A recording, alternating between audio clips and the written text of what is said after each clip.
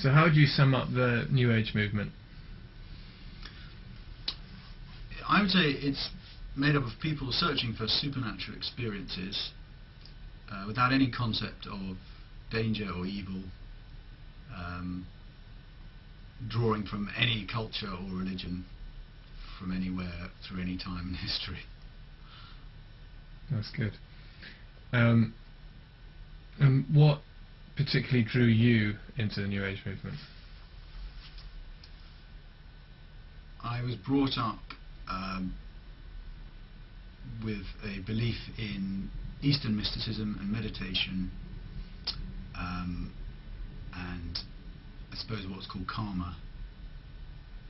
And from there, it just set me on the way to exploring my personal journey, as I would have called it, of my soul at this point in its evolution, to find its way back to its creator.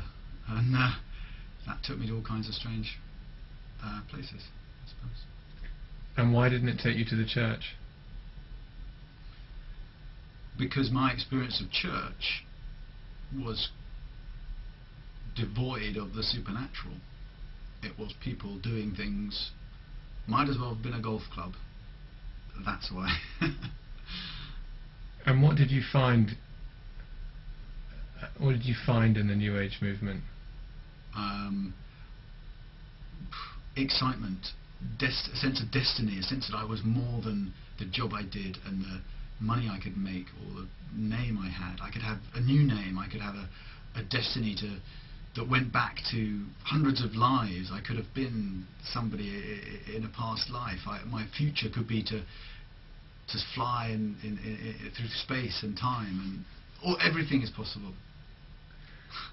And can you try and describe one experience you had in the New Age that springs to mind as particularly powerful in some way? Difficult to do it.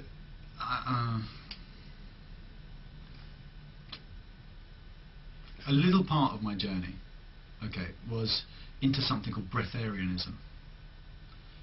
And this started with an initiation ceremony in a place in the West Country.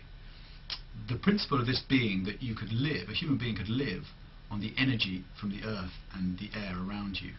That actually we didn't need food, and it was food that bound us to our lower nature, our bodies and everything that is sort of fleshy. So if we did that, we live without that. And this person who introduced us to it claimed to do that. And there is a precedent for it in the Indian tradition of these holy men, these fakirs or whatever we call them, who would sit and meditate for 40 days, for years even some, supposedly, and never eat anything. And they didn't die. And I believe it is possible. I believe it's a level of spiritual kind of possession is a bad word, but yeah, possible. Anyway, so I did this, and that was my plan, and was eating less and less, losing weight, and heard myself telling my brother once that by this time next year I won't need to eat. And that was odd, as we sat on, I don't know where we were, in Shepherd's Bush in his car, in his Golf. And I heard myself say that, and I thought, that's very strange. How have I got here? And I think that was the beginning of a lot of questioning for me in it. But that's how it'll get a hold of you. And in this journey for immortality or purity, you do all kinds and say all kinds of very weird things. And with your experiences in the New Age, what would your exhortation to the church be, given the growth in the New Age movement in this country? When I first met Christians, I came into the presence of God.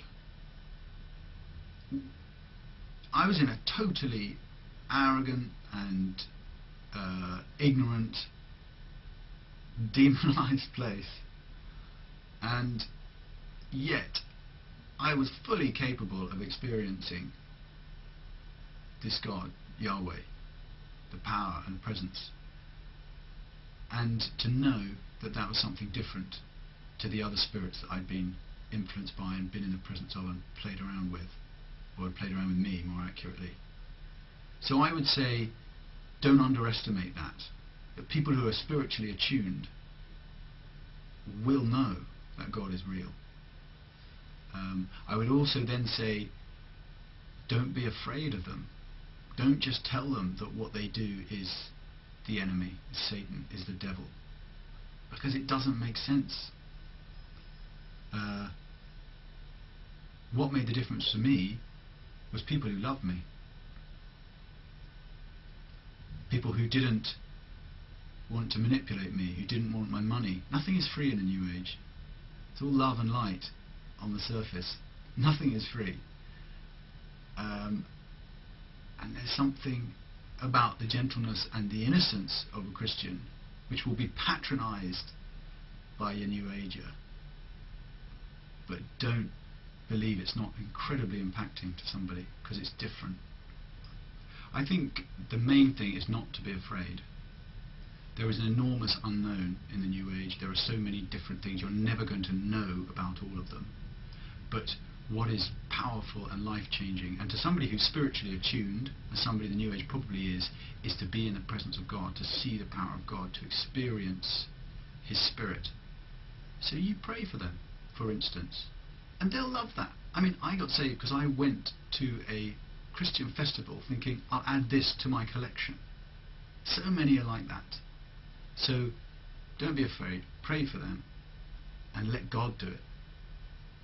And just trust that your love and your genuine humility, they will see, and they will have a different taste to the preaching of love and light that goes on in the New Age. But it's not real, it's different.